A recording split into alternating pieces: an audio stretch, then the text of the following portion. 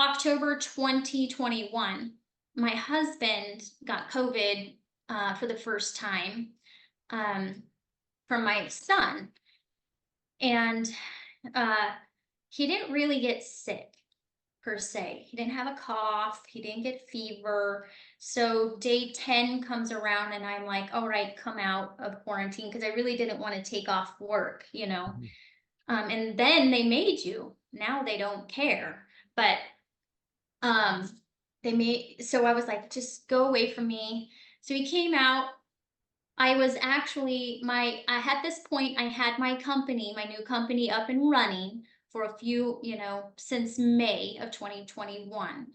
And we had volunteered for cancer children's cancer foundation to Mhm. go and do infusions at one of their like country concerts that they put on Okay. to help raise money for that.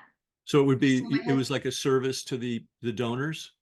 yeah, Gotcha. yep, yeah. And so my company went over there to do infusions, and I think it was like day 13-ish, post COVID, post infection. My husband he got a fever, and he just didn't feel good, and he Mhm. didn't look good. Listened to him, lungs were clear, vital signs were okay, lower oxygen, but that was normal for him. Um, and then the next day, I'm like, I would just didn't know what was going on. I'm like, you didn't get sick though. You don't have a cough. You didn't have, and if I would have not been clouded by what was pushed down our Right. throats and Yeah. in our eyeballs Yeah. about this whole COVID thing, I would have known immediately that he had a pulmonary embolism because he showed all the normal signs of it. Wow. And so 2 days goes by, we get back, and just something was eating me up at like 6 a.m. And I checked his oxygen, and it was 87. And I'm like, okay. And then it just steadily went down that morning. So I decided to take him to the hospital, thinking like I'm probably going to be able to go with him. I used to work there, and it did not work. So I took him into the hospital. I figured they would run like a D-dimer or CT, all your basic stuff you would The run. normal stuff that's been done forever. Mhm. Yep. To my knowledge, that wasn't done. But I was told to my face, good news is he has no blood clots, which was a complete lie. And so they were like, we don't know if you can come in, so let me walk you out, and then I'll be back to tell you. No one ever came back. I was left outside in the cold. No one ever told me, no, you can't come in. We'll keep you informed. And you're a nurse and were you known in that hospital? Mhm. And they Yeah. still did it. They did it to you. Yeah. So they must have done it to everybody. Yeah. It was scary. At this time, like a darkness came over my entire life. Oh It was man. a deep darkness that I've never ever experienced in healthcare at all, because I was shut out of the plan of care. Um, I was told a lie, and I had this gut feeling like my husband's gonna die. And so um that I stayed in the parking lot until I went to a hotel, trying to keep it together because you're in the dark. We never ever in healthcare have ever cut out the spouse in a critical patient like this. He went from 2 liters of oxygen, which I had him on leaving the house, to Mhm. 10 liters in an hour and a half. Wow. And I'm like, something's not right. Oh, can you tell me the labs? No one would tell me the labs. And all I knew was I was looked at and in the face and said, good news is he doesn't have any blood clots. And I'm like, okay. I ran with that for some reason because that's the only hope I think I had. Well, I mean, But when you go to the hospital, you don't expect your peers to lie to your face about something so important. I'll tell you what, it's been a lot of forgiveness for me to get over that. And then I just kept hearing, we're trying not to vent him, Oh my God. right? Wow. And I'm like, what is going on? I'm like, I want him to have nutrient infusions. He's not eating. Well, we don't want him to fluid overload. He has COVID pneumonia. As soon as they heard that he had recently had COVID, they latched onto it. And I knew, I listened to him so many times. He did not have pneumonia. He had clear lung sounds. And I already knew, I'm like, he doesn't have pneumonia. And they just latched onto it.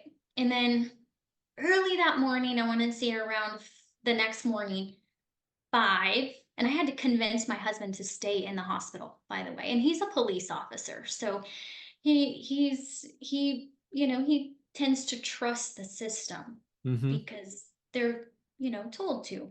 Yeah. And he just had a weird feeling. He hadn't really eaten. They haven't come in. They came in maybe a couple of times. Um, it was just a very terrible environment, not healing. Um, and then I think he was on 15-ish liters, between 12 and 15-ish liters then. And no scans were run, no CT to make sure, blood clots were not forming, which So we knew at this point was happening. and just to make this crystal clear, when they said he had no blood clots, they had no basis to say that No, because they had not done the tests. no, And we're not talking about some wild, unprecedented, never before seen test in medical history. We're talking about the normal thing routine, that you basic. do. So they didn't do what Mhm. they're supposed to do and then looked you in the eye and told you there were no clots. Yeah, a And then colleague, a colleague. colleague, wow, Yeah, wow. yeah. It was insane. So that morning, I got a call from a doctor um, that said, if you want your husband to live, you better get him out of there now. And then an hour goes by, and I got another call from another doctor. Shelly, get your husband out of that hospital if you want him to live. So So, these two different doctors knew what was going on in your husband's case, and they had probably seen other cases like this where somebody went in with problem A, they were treated like a COVID patient, i.e., nothing was done for them until it was time for the bags of remdesivir and the intubation. that's So right. these doctors knew, and they knew you, I guess, because they had your number, and they didn't want your husband to be killed. Yeah, So yeah, they clued you in to get him out of there. Because at this point, again, I can understand you've been a nurse for years, you've worked in the hospital, you assume your colleagues are telling you the truth. The idea that they are on the road to killing your husband is not something that would have popped into your mind. no. But Yeah. it was a sickening feeling when I have, doctors that, one, I didn't even know, across the country in Maryland, who had treated almost 5,000 at that point. And I was like, okay, like I'm just at a confusion, hopelessness, a complete dark side of medical that I've never seen or experienced in my whole life. And I've seen some nurses Sure. and I mean, doctors not do some great things. right, and that's the nature of the job. It's actually a tough job emotionally because you see a lot of Yeah, suffering, you see a lot of tragedy. And I want to point something out to the audience too. This is a nurse, a trained nurse who knows her way around the hospital. Imagine all the hundreds of thousands of families who had no medical background, who yeah, found themselves put in the same situation Shelley was in. I mean, it scrambled your brain. yeah, And imagine what it would do to somebody that had no basis of understanding at all. I mean, yeah. and It this was is, absolutely crazy. yeah. So that morning, I told my husband what the doctors had said, and I said, I can treat you at home. I then called my company that I worked for at that time in hospice, and I said I'd rather put my husband on hospice. He's rather die at home. And with a 2% chance of dying if he gets intubated, let's go die at home. And so he's like, I'd rather come home and die. And I said, okay. So I ordered in concentrators, bed, everything I needed, and ordered oxygen to travel to the hospital door. And I waited for about an hour and 15 minutes. And I kept calling, I'm like, my husband's ready to sign the, AMA form. Please have him sign it. And I was waiting and waiting, no call back. And then my another police officer showed up, and he was still, coherent and could make his own decisions. And he called me and said, "Come and get me. I'm ready to go." And I said, "Okay." So I put my mask on and I walked into the hospital. I went up to the second floor and I unzipped the COVID unit and I walked right into my husband's room. And they freaked out. "You can't be in here." I go, "Well, you should maybe answer your calls or, get things rolling, because it takes 1 minute for you to tell him he could die if he leaves the hospital, and have him sign a form and roll him down to the door." And you know that because you're a nurse and you've seen it 100 times. I've done it 100 times, Yeah, okay. so they're like, "Okay," and, it took a while. They wouldn't let me take him right away. And then, I had one nurse working that came in, and I don't remember his name, but he said, "I'm so glad you guys are leaving." So, and this is 10 liters. He's on 10 liters at this point. I got him back down to 10 liters. And I took him out to the parking lot. And then the person who we know very well, that runs a major department in that hospital, came out and said, "I'm glad you're going. This is not the place you need to be." And I was like, "Thank you." So I got him in. We had a telemed visit on the way home. We had a doctor come physically to the house that evening, complete clear breath sounds. Then I had another telemed visit with a doctor who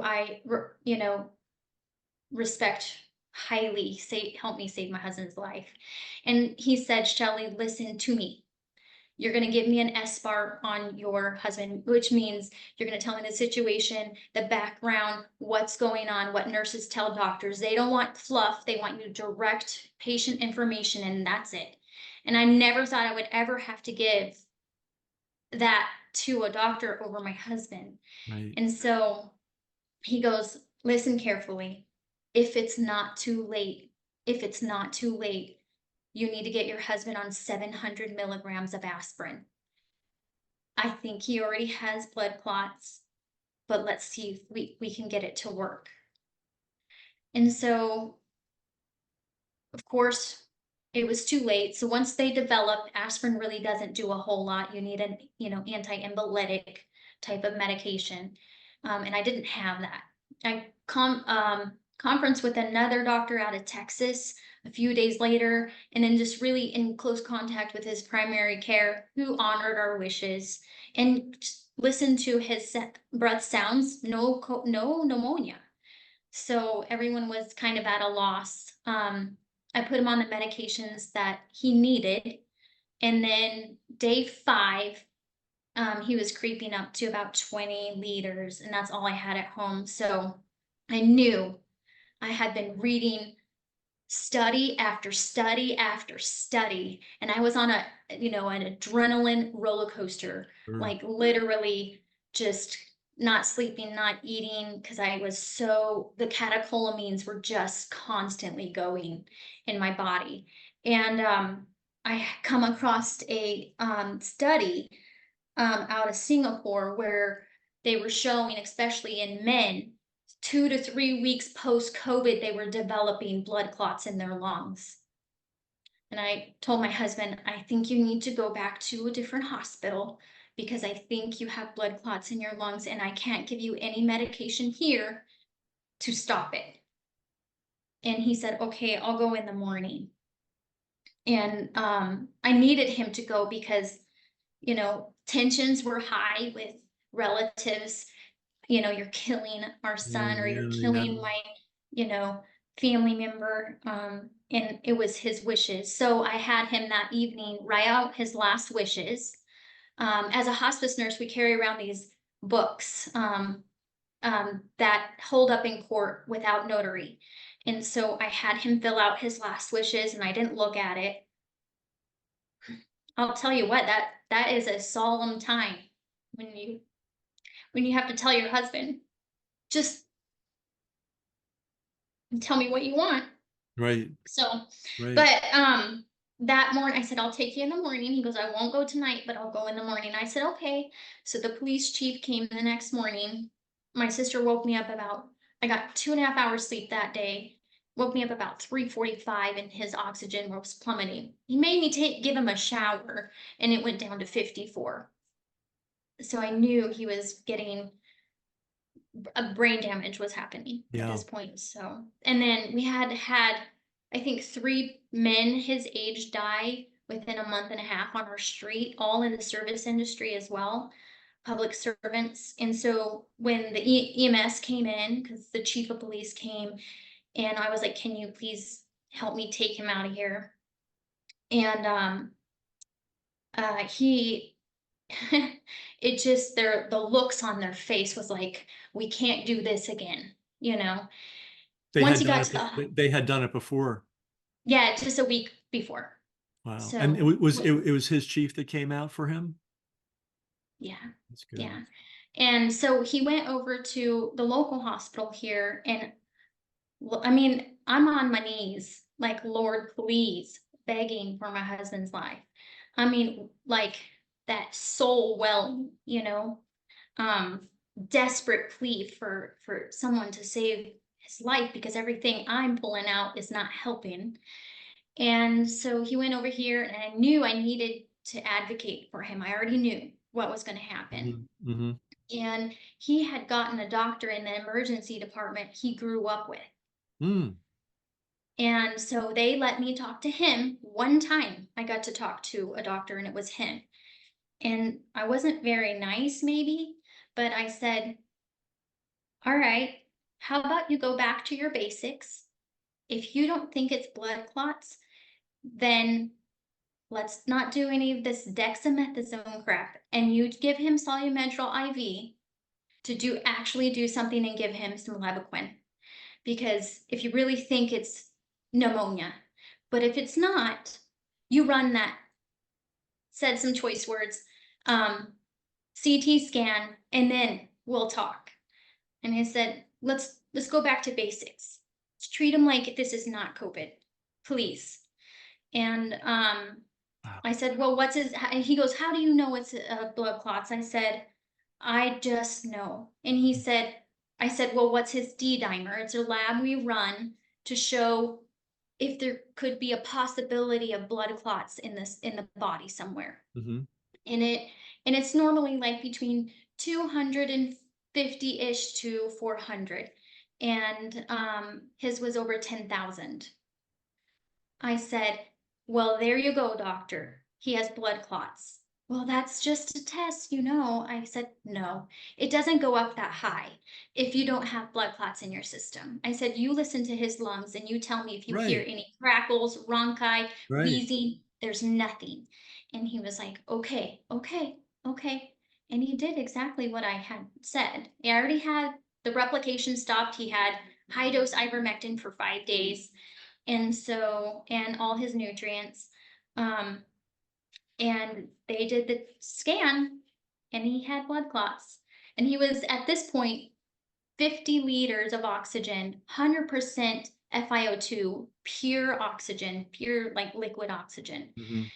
So at that point, I knew I had to get him off of that amount of oxygen in 3 days before the inside of his lungs would basically sear, Right. like burn. And Right. so And I let me ask you this. rested. I'm sorry to interrupt. How many days between the time they finally admitted that he had blood clots and the time that you brought him in? Like, so you brought him in on day one. How many Mhm. days elapsed before the great medical system figured out that he had a blood clot? 6. 6 days. And so that was all wasted time because It the was. doctors were not doing their job at the other hospital That's right. and were lying And to you about it. yes, they blatantly lied to me. And the thing is if I weren't a nurse and I took him home. Now this happened to a senator too, the same thing. Here in Arizona. I learned that when I went to the COVID hearing when Dr. McCullough and all of the doctors came. I went to that hearing. Um, but um, the if I didn't have what I had at home, he would have died in his sleep within 3 days of leaving the hospital. But I had oxygen, what nurses do. They're like, how can I get more oxygen to him? I'm gonna Y this in. I'm gonna do this. And The so endless, that's a theme that's come up in a lot of the interviews. Experienced nurses are great improvisers yeah, and figure out how to make it work, even if you don't have everything you need. yeah, we did. So during that time, I knew I had about 24 hours I could rest. And I finally was able to eat, and I actually contracted COVID. And then I went into, you ever heard of broken heart syndrome? I've heard of it. I'm not sure I know what it is though. It's where your heart swells up from all the adrenaline and the Mm, catecholamine mm. surges. Because every time I would put the pulse ox on his finger to check his oxygen, I would get this, I would get like a burst of adrenaline. And every time you do that, it's really toxic to your heart. And so I basically had heart failure. I was Gotcha. super sick, really sick at this point, because I was nebulizing Joe at home. And, those nanoparticles just grab a hold of that. And I probably had it all along. I just And then finally, your resistance was beaten down and so that's what I think. yeah, Yeah. you became And susceptible to so, everything. absolutely. But so I kept reading everything I needed, to do. I couldn't walk but 10 feet without my fingers and feet going numb and my heart rate going to 189 or Goodness. Okay. 190. And I reached out to a doctor who actually infused me until midnight that night. To my potassium was extremely low. He saved my life in his clinic. Um, which so I knew I had 24 hours, so I rested. And in the meantime, I know a lot of nurses, so I knew the charge nurse, and I said, can you please set the nurses in that room that are not afraid to be a nurse and nurse my husband and tell me what's going on? So she did. She lined all the nurses up. And I called the 24 hours and I said, what's his labs? Read the labs. I said, all right, he's dehydrated. Get him off his kidneys. Get him out of the bed. You know, still on 50 liters, 100% FiO2. And I'm like, okay, okay. So I gave it a next day. And that morning I said, all right, listen to me. Do you know how to work that machine in there? And the nurse was like, because RT would only come one time for a COVID patient. One time total, Yeah, in the morning. one time a day. Yeah. Okay, And got it. And RT so, is respiratory therapist. yes. Yeah. Yeah. And I said, all right, do you know how to work that machine? And she was like, yeah. And these are nervous new nurses. And I said, I need you to start titrating that machine down. Right. And so You tell people what titration means. we're gonna, you can either titrate up, meaning increase the amount of oxygen or lower the amount of Okay, so oxygen. just a fancy word for turning the dial up or down. Up and down. Yeah. But yeah, I guess you're right there. No, But no, but no, that's, I mean, that's what the term you use when you're yeah, working. So that's okay. It's just funny how every profession does this. They'll create these really complicated terms so that outsiders have no idea what they're doing. Yeah. But anyway, yeah. so you needed No, to it's you needed to true. wean him off the oxygen because you kind of mentioned this, but people should know pure oxygen if you need it, you need it, but you can't be on it forever because For very long. yeah. Yeah, We're we not were designed for that. We're designed for, I think, 2/3 nitrogen, 1/3 oxygen. That's what we're breathing all day. Uh, yeah, and if it's way more than that for way longer, your lungs don't know how to deal with it and they will develop yeah. problems. You'll burn. It basically burns the inside of the lungs, Yeah. um, so I knew like he's gonna have a collapsed lung if I don't do something. And so I know I felt like I was infiltrating, from underneath, but I did not care if I went to prison to save my husband's life. Sure. I'm like, I will fight the system. I don't even care at this point. Um, and so she goes, okay, I can do it. I go, just five at a time, honey, just five, on the phone. And By that afternoon, she gave me a call. She's like, "Oh my gosh, Shelly, guess what? Guess what?" He had 2.5 days of medicine at this point to reduce that clot size. And I was like, she goes, "We're at 25 liters." And he and 50% FiO2 from 100 Oh, good. by that afternoon, and he's satting at 96. His oxygen saturations were around 96-ish. Can I talk about a technical issue for just 1 second? Oxygen saturation.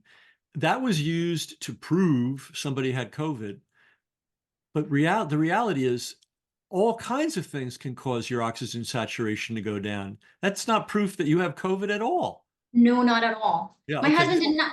Yeah. Yeah, he was over COVID. He had blood clots residual of COVID because it ignited that clotting cascade where the angiotensin 2 in the lungs actually converted to angiotensin 7, which ignites that whole system of just constantly clotting cytokine storm. So, yeah, So I was like, when people were taught to panic, oh, your oxygen saturation's 90, that means you're on death's door. Maybe not. Maybe you just have the flu, or maybe you're exhausted, or maybe you're stressed, or maybe you need some sleep, or there's a no, lot, really. right? Yeah. There's a lot of things that can cause oxygen saturation to go down. And yet it was presented to the public, and then supposed medical professionals were acting as if low saturation of oxygen proved you had COVID. And in your husband's case, they didn't even bother to check to see if he had uh, uh, other problems. Right, that's correct. And the thing is their treatment changed because of that. It's almost Right. like, well, they're doomed, so oh well. And one of the doctors in the hospital told my husband, like, you basically deserve this. You did this to yourself because you didn't get the vaccine. Oh, we Yeah. just had a call last night with two nurses. Yeah. And the call was about the falsification of medical data. There's a company called Epic, and they basically control 80% of the medical records business. Yeah. And the medical records, once somebody was deemed to be a COVID patient, the forms, the intake forms, didn't even allow for you to say the person had been vaccinated. It would default to unvaccinated. So everybody in the ICU was called unvaccinated, whether or not they had a vaccination or not, because the forms were made, and they made it impossible to accurately portray the person's condition. I don't know if Right. this is the next thing we're going to try to get out to the That's media. interesting. Yeah. So, Well, but my thing is we never treated someone based on their vaccination status. Never. previously, Yes. right, or any status, right? I just want to go into this No, because it's so we important. treat the So people. let's say a criminal comes in, he's just committed a terrible crime, and he got shot in the process. You just treat the guy. You don't say, well, we're just going to let you bleed out here because you're a bad Yeah, guy. which You just because you deserved it because you went shooting people, went off shooting people. that never existed in No, we medicine don't do before. that. Yeah. We treat someone who is a substance abuser to a pregnant mom who is of elite class the very same. Right. So if Because in somebody, my eyes, they're humans. They're in different circumstances in their life, but they're all you humans. would never say to somebody who, let's say, had, advanced diabetes, well, look at how you lived, look at what you ate, you're getting what you deserve. That would never happen in a medical Our setting. our goal is to educate and treat them to where they have the best functioning life that they have left and they live it to their fullest, right? No, gosh, no. and I don't think my alleviate belief system will let me do that. and alleviate unnecessary suffering. And yet, under Yeah. COVID, somehow it magically became okay for, was it the doctor or the nurse that said this to him, to your The husband? doctor. Yeah, The for a doctor. doctor to say something so horrific. Yeah. Uh, And this is a small little community. It's not yeah, I've been big. to Cottonwood. I know it's a small town. we we're tight knit, and my husband and I are public figures here. So, Okay. it's not, I'm like, goodness, this is crazy. Like, we are willing to look this way just and let the people we love die and Yeah. not speak up about it. It's genocide. It's crazy. Humanity and all the morals and ethics that we are taught, well, really, from when we first start getting in trouble as children. No, we don't do that to each other. We love and be kind, Right. and we threw them out the window. We treated our humans like lab rats. Wow. If they died, they died. At least we got money for them. Yeah, Really. that's a whole other issue. We have that throughout the book, explaining all the financial incentives. So, It's sickening. had they put your husband on a vent, that would have been a payday. Had they kept him on for 96 hours or more, that would have been another payday. Had they put him on remdesivir, that would have Yep. been a payday. Had Yep. they, And then on his death is a payday. yeah. Yeah.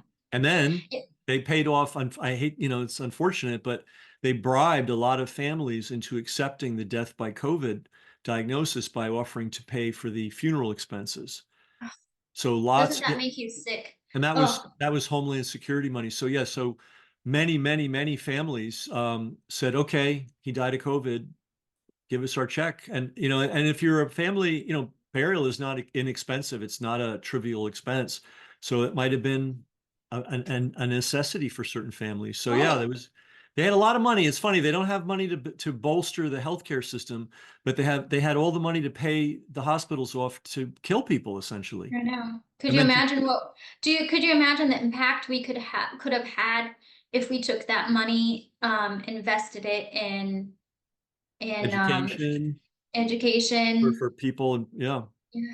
for Yeah. health education, to teach the Yep. community, hey, you really, if you drink, a 6 pack of Pepsi every day and eat the You're gonna grain have bone bag of, loss in 10 yeah, years. yeah, I Yeah. mean, you're going to be in here, you're going to be in the emergency room pretty soon, Yeah.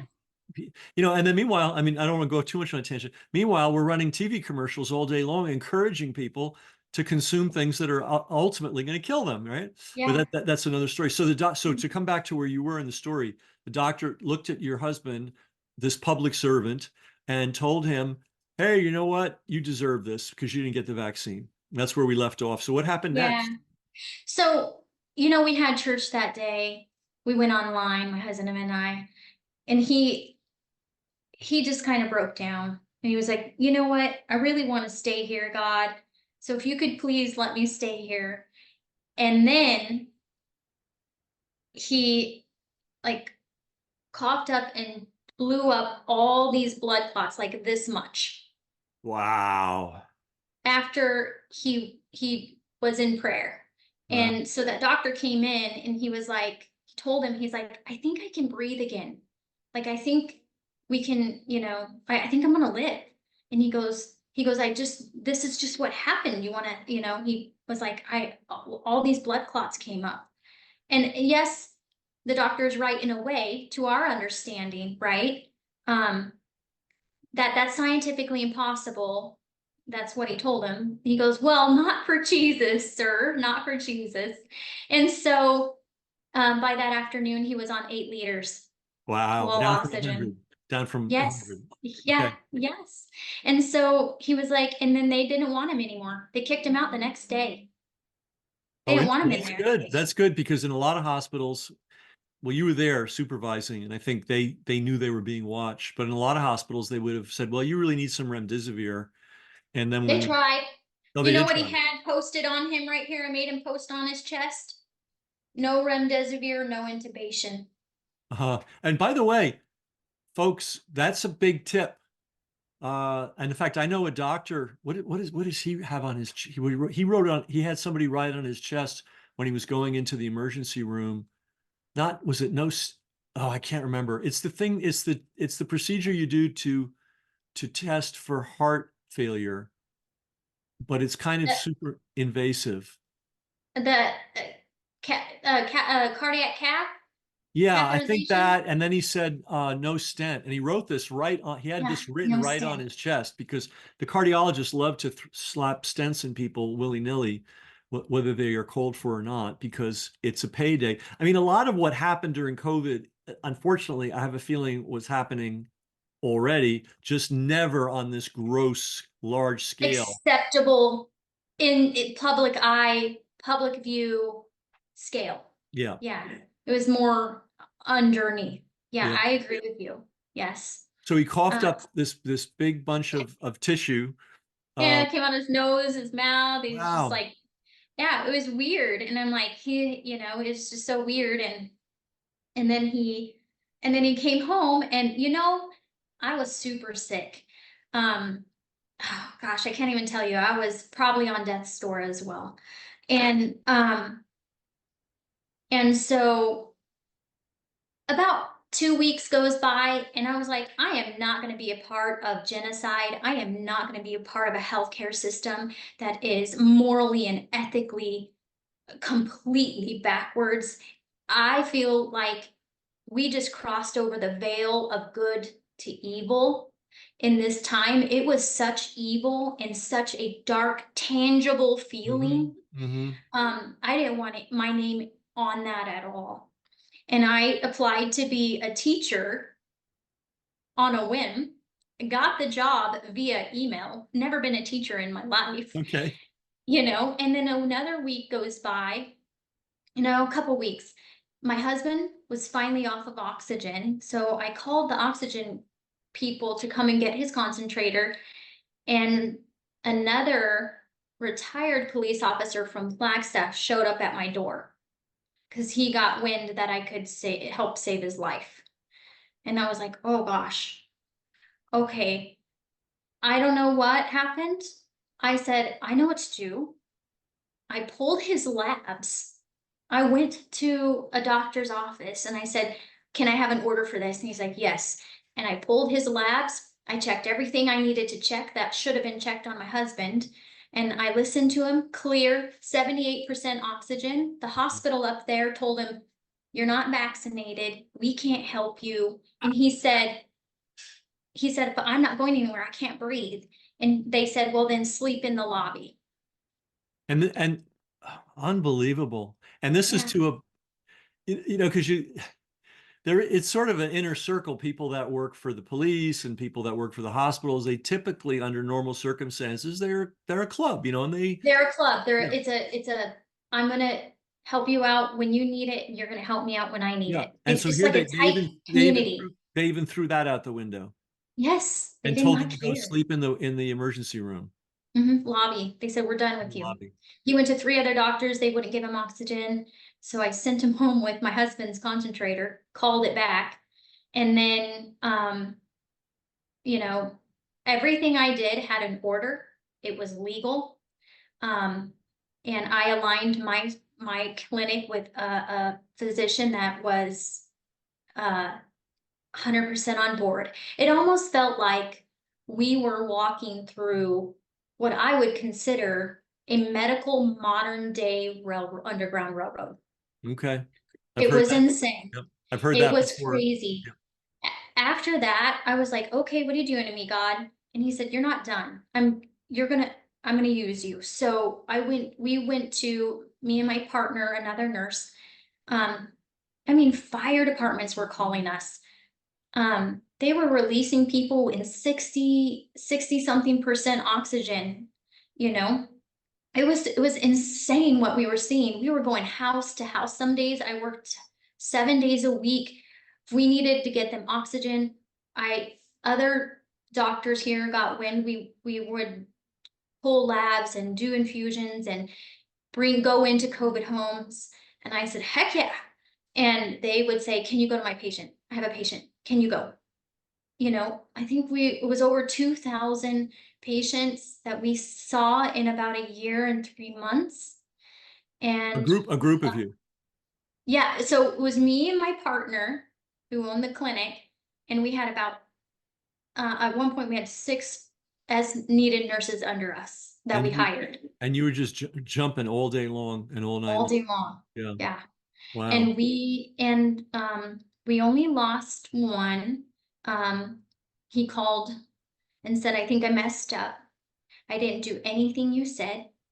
I didn't take your medicines, didn't take your supplements, and I just laid there and now I can't breathe.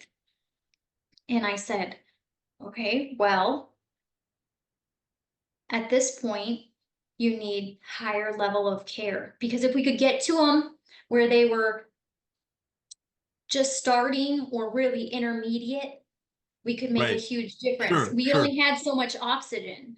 Yep. So, I mean, the FDA stopped even letting people buy nebulizers, right? Which is without medicine, it's just a piece of equipment.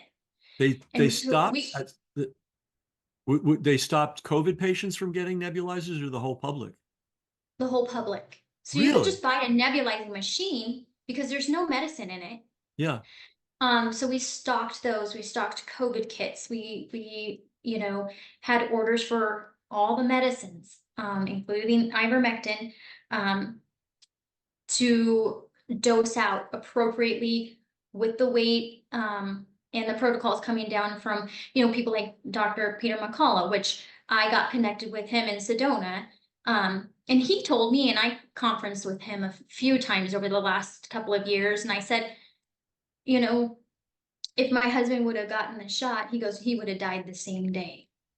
Oh, yeah. So, and I'm like, okay. Um, and then it just was crazy. So I had to resign from my teaching position because I never got to do it. Gotcha. Yeah. So I just kept on going, and it worked. And Wow. we cared for people, and they stayed out of the hospital. And we saved lives. I mean, people were calling me from in the hospital. I don't know how they got my name, but they were like, "We heard you were the nurse that stills people out of the hospital." And I said, "Well, I stole my husband." But you know, there's a fine line of what I'm comfortable with and being. So let's be clear what Shelley's telling us. If in order for people to save their lives, they had to get out of the hospitals they were in. That's how they saved. That was the first step to saving their lives, was to getting Yeah, out of the hospital and out of the clutches of certain doctors and certain nurses and certain yeah. institutions. Otherwise, It was, they would have died. They would have joined the vast majority of people who were hospitalized for COVID, were put on the protocol, and came out in a body bag. yeah. Yeah. I mean, being a hospice nurse as well, there were some patients, family that would call me and say they're letting us in because she's hallucinating and they think this is her last day. Well, because they would convince them to come off they should not be on that high oxygen, but even satting at 78, 80, 85 is better than, getting on that high oxygen with wall oxygen. But they would just convince them to take off their oxygen and die. Yeah. Um, I heard a lot of it that, those it stories was too. crazy. Yeah, I was on the phone a lot with family while they were in the room, trying to advocate the best I can with keeping litigation off of my back. Right. Um, and so the one family, I knew this. I said, "Tell me the signs. What's going on? What's her skin look like?" And then I walked them through the dying process at that point. Like, no, it's this is what happens in the dying process once that begins. Gotcha. And a hospice nurse can see it, smell it, and feel it. So, So you know, you could help the family know what to expect, so that it wasn't I mean, process. it's a difficult thing, obviously, but the Yeah, details were not a shock because you prepared them, which is yeah, a big part of what a nurse's job is, to let people know, hey, we're going to do this procedure. It's going to hurt, or it's going to take a while, and here's why we're doing it, and here's the benefit of it. So yeah, one of the things I was hearing that people were having, what do they call it, BiPAP machines, masks slapped on their faces without any preparation at all, not telling them, hey, this thing's going to be like a hurricane blowing down your throat. yeah. And if you didn't know that was happening and you were already upset and concerned, now The you're really, anxiety was out of control. And then the protocol for benzodiazepine and morphine came into play. In hospice, that's what we use for end of life, end of life agitation, delirium, things like that. We were using this on people who were coherent. They just had severe anxiety. They would just put them under because of that. I'm like, no, no, no. Then your systems stop working.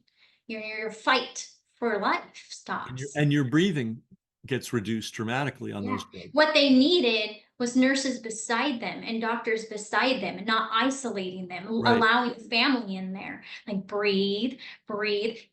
It's already hard enough on a nurse, especially a bedside nurse, when the family's not next to them because they help us. They help with that whole process of the anxiety that comes with, first of all, being in the hospital, second of all, bad news.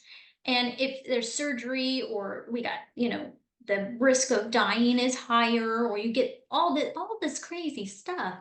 And the family comes alongside the nurse and says, let's calm down. Let's think about this. Let's talk about it. Right. And they process it together. And then you throw half the nurses out, right? 20 something percent of the nurses and doctors quit here. And so you have nurses who are so young, it's hard for them to do those things. It's like a nurturing thing. Yeah. And and it just was all messed up. And there was no backbone to that emotional stress, you know? And that's a really good point you made too. That's come up a lot. A lot of the steady hands, a lot of the experienced people were gone, and they Yeah. were replaced. And apparently under COVID, at least in New York State, I don't know how it was in Arizona, you didn't even need to have completed your nursing degree Nope. to go in and Yeah. work in an ICU, which is It, crazy, right? That would be like it saying, you know, absolutely crazy. Absolutely it'd insane be to like letting me. somebody operate, a big crane at a construction site. And it's like, what have you done before? Well, I went to a lecture on how to do it. Yeah. That's Or not I ran a little, thing at Home Depot, you right. I know. ran a forklift. Well, that's I got a little bit of, okay. yeah, You know more than nothing, but you don't know enough to yeah, operate this crane. And it's the same thing with being in an ICU and yeah. you're working with Well, patients. you know what they say.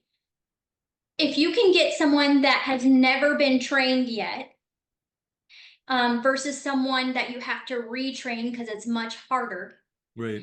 you can get all new, untrained, completely programmable people. They know no better. Yes. You have all these vetted nurses, who are vested in their communities, replaced by travel nurses who are most young and untrained. They're complete, they know only what they have been taught during COVID as a nurse. They don't have Yeah. a mentor coming alongside them that says, no, we don't do that because of this. Right. I would caution you to not speak like that in front of your patient. You're not going to want to do that because you're going to be tied up in litigation. So you can completely program um, someone who's never been trained. Yeah. Because That's why they're great to hire. yeah, I mean, we're all the You don't same. have the bad habits Yeah, that if come we're with if it. we're in a new environment where we don't know what's going on and everybody around us seems to know what's going on, well, we're going to defer to those people. That's just Yeah. natural.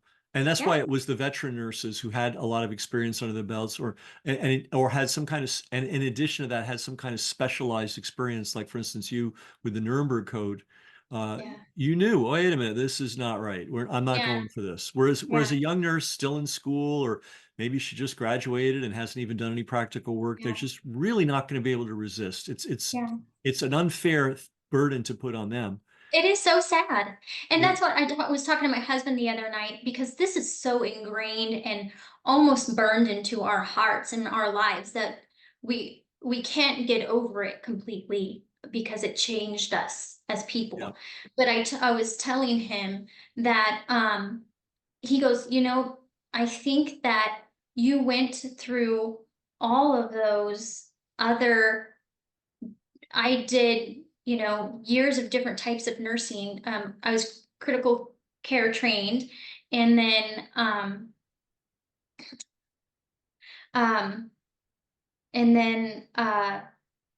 I did cardiac thoracic step down, emergency department. I did a lot of different nursing modalities. First of all, because I like change and I like to learn as hmm much as I can. hmm hmm I don't like boredom and I don't like feeling used by a system. And Mhm. so I'm like, no. And so they anyway, he said, I think, God prepared you that way for what you needed to do.